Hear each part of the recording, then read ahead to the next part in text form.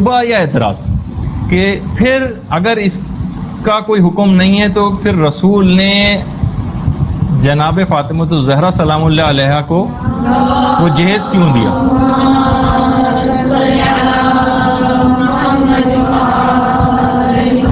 دیکھیے سر، پہلی چیز تو یہ ہے کہ اول تو وہ جہیز تھا ہی نہیں، وہ مہر معجل کی وہ رقم تھی جو خود یہ جتنی بھی چیزیں خریدی گئی تھیں بعنوان، جس کو آپ اپنے طور پر اول تو جہیز کہنا ہی نہیں چاہیے اس کو، وہ خود امیر المومنین نے اپنی زرہ بیچی تھی.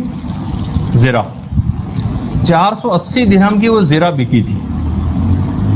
وہ بیچنے کے بعد جو اس کے پیسے آئے تھے، پھر پیغمبر اسلام نے وہی خود ہی مولا کی وہ جو زرہ بکی تھی اس کے ان پیسوں سے وہ چیزیں خریدی تھی، کیونکہ مولا اس سے پہلے پیغمبر اسلام کے ساتھ ان کے گھر میں ہی رہتے تھے، لیکن وہ گھر خود اتنا چھوٹا تھا کہ اس کے بعد ان کو الگ ہونا ہی تھا.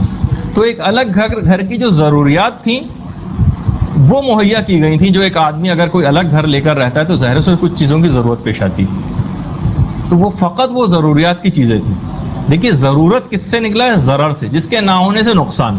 صرف فقط وہ چیزیں، ضرورت اس بات کی نشاندہی کرتا ہے کہ اگر وہ چیز نہ ہوئی تو نقصان ہوگا. یعنی کیسے آپ گھر میں ظاہر پانی پینے کے لیے گلاس چاہیے اور کھانا بنانے کے لیے مثلا چکی چاہیے تھی اور یہ سب چیزیں. نہیں، معجل جس کو فوراً ادا کرنا ہوتا ہے، میم عین جیم لام معجل. ہاں، یہ اس کے طور پر یہ پہلے انہوں نے یعنی کہ اس چیز کو بیچا اور اس کے طور پر یہ سب چیزیں جو ہے خریدی گئیں. اچھا، اس میں جو 480 درہم کی رقم آئی، اس میں سے کچھ پیسے تو پیغمبر اسلام نے ام سلمہ کو دیے خوشبو لانے کے لیے، اور بلال حبشی کو کچھ پیسے دیے گھر کی ان چیزوں کو خریدنے کے لیے. اس کی ایک پوری لسٹ ہے کہ اس میں تھا کیا. اچھا، اب دیکھیے کہ اس میں تھا کیا. خوشبو تو لے کر آئیں ام سلمہ. بلال جو چیزیں لے کر آئے اس کے اندر ایک تو تھی اوڑھنی، ایک چادر، ایک تھی الگ سے کالی خیبری چادر، کالے رنگ کی تھی خیبری کالی چادر. بیڈ کے طور پر کھجور کے تنوں کا ایک تخت تھا لیٹنے کے لیے، کھجور کے تنوں سے وہ تخت بنایا گیا تھا. اچھا، 2 میٹریس یا گدے تھے، جس میں سے ایک کھجور کی چھال جس کے اندر بچھی ہوئی تھی، اور بھیڑ کے اون سے بنا ہوا دوسرا میٹریس تھا. 4 عدد تکیے تھے، ایک اونی پردہ تھا، بوریا تھا چٹائی کے طور پر، ایک چکی تھی، ایک مشک تھی، تانبے کا ایک بڑا سا تھال تھا، دودھ پینے کا ایک پیالہ تھا، پانی پینے کا ایک پیالہ تھا، ایک لوٹا تھا، سبز رنگ کا ایک مٹکا تھا، اور 2 مٹی کے پیالے تھے. بس یہ ہے پورا جہیز فاطمہ. کون سی لگژری ہے اس میں؟ اور اگر اس کو آپ جہیز کہیں بھی تو بھی یہ سسر نے نہیں دیا، یہ خود داماد نے یہ چیز ارینج کی تھی، یہ سب چیزیں. اور خود ام سلمہ یہ کہتی ہیں کہ پھر ہم اس گھر کے اندر آئے جہاں فاطمہ کو رخصت کر کے لایا گیا. ہم نے مدینے کی مٹی کو صحن کے اندر بچھایا اور ایک لکڑی زمین میں گاڑی تاکہ اس کے اوپر کپڑے لٹکائے جا سکے اور مشک کو لٹکایا جا سکے.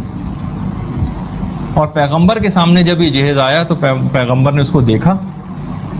دیکھنے کے بعد زار و قطار روئے اور گریہ کیا اور کہا کہ پروردگارہ تو اس شادی کو نیک اور مبارک قرار دے. یہ ہے. اچھا، اس کے بعد پھر جو ولیمہ ہوا اس کے اندر ٹھنڈا پانی، کھجور اور ایک روایت کے مطابق کچھ گوشت بھی لوگوں کے اندر کھلایا گیا. یہ ہے تاجدار مدینہ کی بیٹی کی شادی، اور یہ ہے شہنشاہ کائنات کی بیٹی کا ولیمہ. ہے اس میں کوئی پیغام ہمارے لیے؟ یہ ہم کو اس کے اندر دیکھنا ہے. اس کے اندر پھر وہی ہے کہ افراط و تفرید کا پہلو نہ آئے. جو صاحب حیثیت ہیں اپنی خوشی سے کوئی چیز دینا چاہتے ہیں گفٹ کے طور پر وہ دے سکتے ہیں، ان پر کوئی لعن اور اعتراض کرنے کی ہمیں کوئی گنجائش نہیں، کیونکہ پروردگار عالم نے اجازت دی۔ لیکن اگر کسی شخص میں کوئی حیثیت نہیں ہے، خاص طور پر جیسے میں نے تذکرہ ابھی آپ سے تھوڑی دیر پہلے کیا کہ صرف فقط نکاحی کے اندر 300-400 لوگوں کو لے کر جانا، یہ جانے بغیر کہ اس بیچارے باپ کی اتنی حیثیت بھی ہے یا نہیں کہ جتنے 50-50 ہزار روپے اور 1-1 لاکھ روپے کا وہ ان تمام چیزوں کا ارینجمنٹ کر سکے اور آپ کو کھانے کھلا سکے، تو اس بات کی تحقیق کرنا ضروری ہے۔ اگر کوئی شخص ان تمام چیزوں کو مہیا کرنے میں سودی قرضے لے رہا ہو، اپنے گھر کو گروی رکھ رہا ہو، یا سخت مصیبت تکلیف اور پریشانیوں میں مبتلا ہو رہا ہو، لوگوں سے اس کو پیسے مانگنے پڑ رہے ہوں، تو پھر تو یقیناً یہ سب چیزیں طلب کرنا حرام ہے، بلکہ ایسے افراد کی کومک کرنی چاہیے اور ان کو اس بات پہ تیار کرنا چاہیے کہ اپنے آپ کو اس قسم کی زحمت میں نہ ڈالیں۔ تو اس کے اندر بس یہ ایک فقہی مسئلہ مجھے بیان کرنا تھا، تھوڑی بہت اس میں جو غلط پہلے